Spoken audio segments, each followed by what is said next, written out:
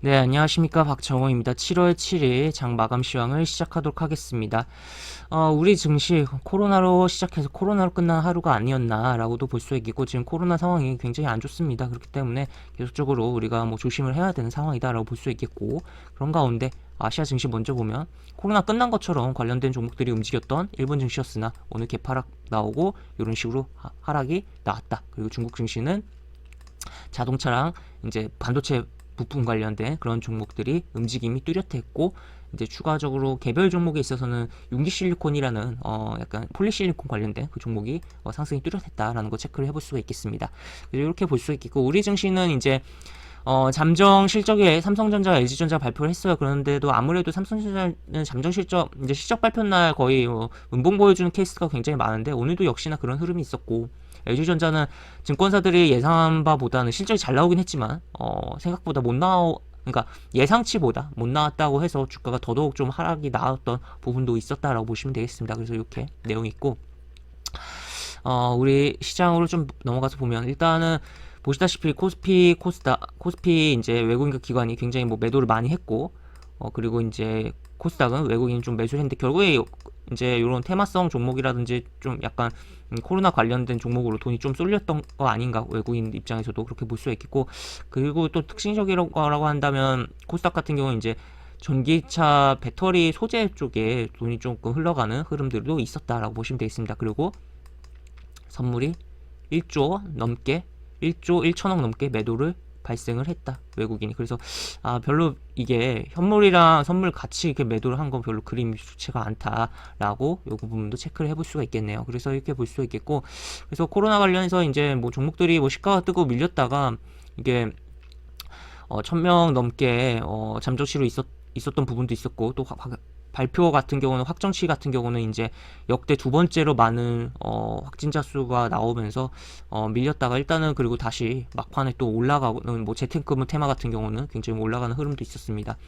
이런 부분에는 이제 좀 발언들이 여러 가지 뭐 속보성을 나온 부분들이 있었죠. 지금 뭐 심각하다 그래서 거리두기 최고 단계를 할 수도 있다라는 이야기라든지, 또 추가로 잠정치로 계속적으로 어제보다도 동시간 대비해서도 많이 발생하면서, 뭐 제가 촬영하고 뭐 시작하기 전에 봤을 때 500몇 명이 이미 집계되어 있는 상황이었다라고도 생각을 해볼 수 있겠네요. 그래서 지금 계속적으로 일단은 단기 고점에 대한 부담감이 분명히 있는 가운데 계속적으로 오늘 굉장히 코스피는 좀 저조한 성적을 만들어냈다라고 보시면 되겠고, 일단은 20일 이동평선은 안 깼지만 깨는지 여부 좀 체크를 해봐야겠다. 그리고 이 코로나 델타 변이도 델타 변인데, 그보다 더 앞단계라고 할 수 있는 코로나 델타 플러스가 국내에 상륙하는지 여부도 우리는 계속적으로 경계를 해야겠다라고 보시면 되겠습니다.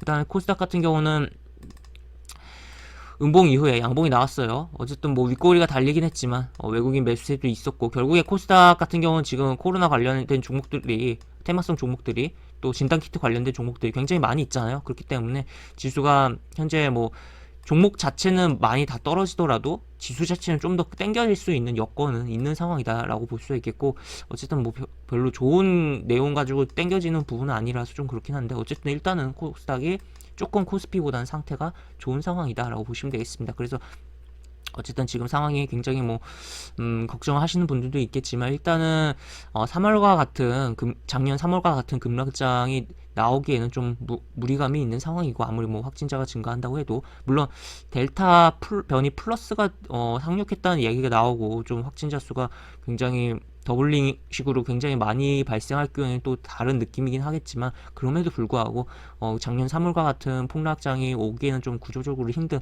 시장에 뭐 돈이 많이 풀려 있는 상황이잖아요. 그리고 계속적으로 경기를 살리려고 하고 어떻게든 이제 지금 부양을 하려고 하는 행보들이 나오고 있기 때문에, 전 세계적으로도 그렇고 국내적으로도 그렇고, 그렇기 때문에 그러한 부분은 뭐 3월과 같은 그런 공포장은 오기엔 좀 거리감이 있다. 그렇지만 그럼에도 불구하고 시장을 굉장히 흔드는 명분으로는 활용될 수 있고, 또 그에 따라서 주가가 많이 뭐 뭉개지는 흐름들도 분명히 연출될 수 있겠다. 그래서 좀 멘탈을 잘 잡고, 또 그리고 해당 종목에 있어서 어느 정도 뭐 너무 이제 비중이 주식 비중으로만 많이 편중되어 있다면 조금 현금 비중을 맞춰놓은 상태에서 알짜 종목으로 좀 압축을 할 필요성이 있지 않나라고도 생각이 듭니다. 그래서 이런 식으로 지금 시장이 하여튼 뭐 계속적으로 시장에 대한 뭐 애초에 근데 시장이 간다고 해 내 종목이 무조건 가거나 그런 건 아니잖아요. 그렇기 때문에 시장에 대한 걱정을 어느 정도는 뭐 생각하고 시장에 대해서 생각은 하되 또 여기에만 너무 빠지지 마시고 본인의